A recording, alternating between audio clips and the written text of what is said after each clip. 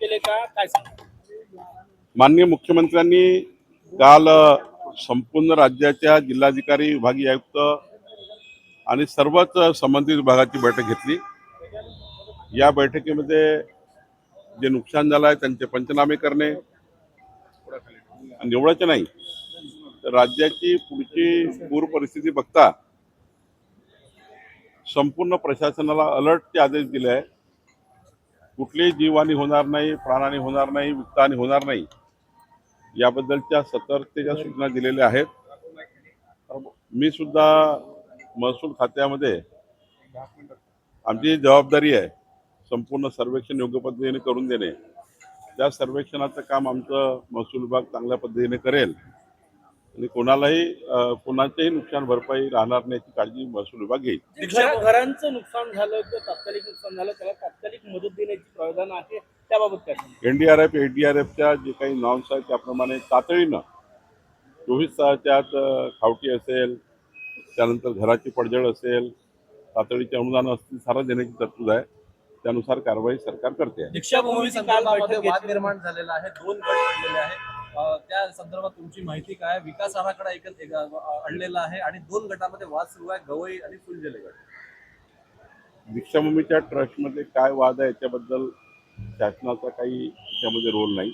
ट्रस्टचा वाद आहे, परंतु शासनाने एक आराखडा तयार केलेला आहे. माननीय मुख्यमंत्री देवेंद्र फडणवीसजी, नितीन गडकरीजी यांनी मला सूचना दिली होती. चांगला म्हणजे महामानव डॉक्टर बाबासाहेब आंबेडकरजींनी दीक्षा घेतली त्यावेळी काय त्या ठिकाणी विचार करण्यात आला होता, त्यावेळचं संशोधन काय होतं याचा आधार घेऊन चांगला प्लॅन आम्ही तयार केला.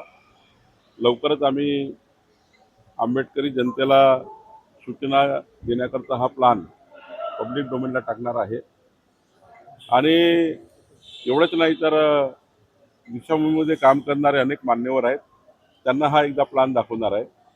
साधारण 15 दिवसामध्ये आम्ही प्रक्रिया पूर्ण करू आणि मग या फायनल झालेल्या प्लॅनचं काम चालू करू आणि पुढच्या 3 वर्षामध्ये दीक्षाभूमीचं काम पूर्ण करू.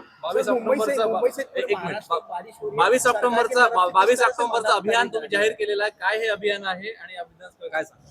विकसित महाराष्ट्राचा संकल्प करणारे मुख्यमंत्री देवेंद्र फडणवीसजी यांचा जन्मदिवस 22 जुलैला आहे. सोबतच आज आपल्यात नाही आहे स्वर्गवासी अजितदादा पवार, त्यांची जयंती आहे. या दिवशी महाराष्ट्रभर 288 विधानसभेमध्ये छत्रपती शिवाजी महाराजस्व अभियान घेऊन नुकसान भरपाईचं वाटप, मोठ्या प्रमाणावर त्या ठिकाणी स्वामित्व कार्डचं वाटप, प्रॉपर्टी कार्डचं वाटप, अशा सर्वच योजना आम्ही राबवणार आहे.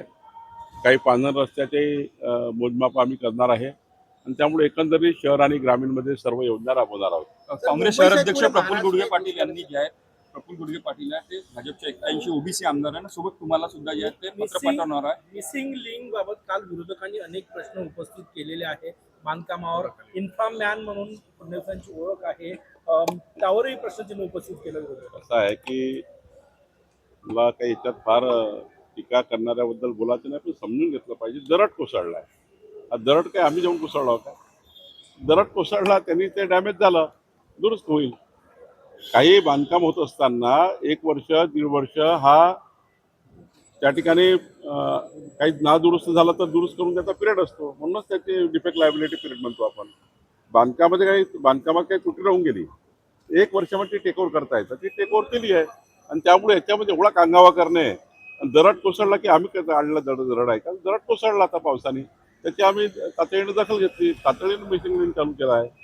सर, मुंबई सहित पूरे महाराष्ट्र में जिस तरह से बारिश हो रही है, ओबीसी आमदारांना काँग्रेस शहराध्यक्ष जे आहेत भाजपचे आणि सोबत तुम्हाला सुद्धा पत्र पाठवणार आहेत.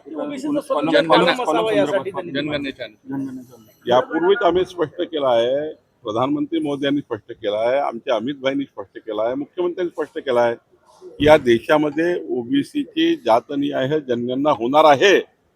नौटंकी करू नका, नौटंकी करू नका. आणि त्यामुळं फार ओबीसीचे कैवारी बनू नका. कोणी विचारत नाही तुम्हा लोकांना. झाला आता भरपूर, सत्ता होती तेव्हा काही केलं नाही, कोणी थांबवलं होतं यांना?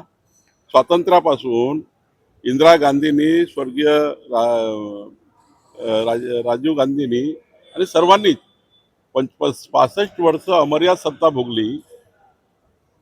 संविधानामध्ये बदल करावा लागतो. तुम्ही बाकी स्वार्थाकरता संविधान बदलले, पण ओबीसी जनगणना करता संविधानामध्ये बदल केला नाही.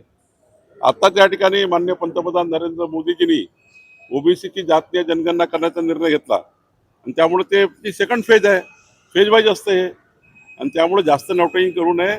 65 वर्षाचा हिशोब द्या. का नाही केलं 65 वर्ष? कोणी थांबवलं होतं? तुम्ही तर तुमची अमर्याद सत्ता होती. का संविधानामध्ये संशोधन केलं नाही? का जातीय जनगणना केली नाही? त्यामुळं नौटंकी बंद करा. आमचं सरकार, माननीय पंतप्रधान नरेंद्र मोदीजी आणि आमचं सरकार जातीय जनगणना करणार आहे. सर,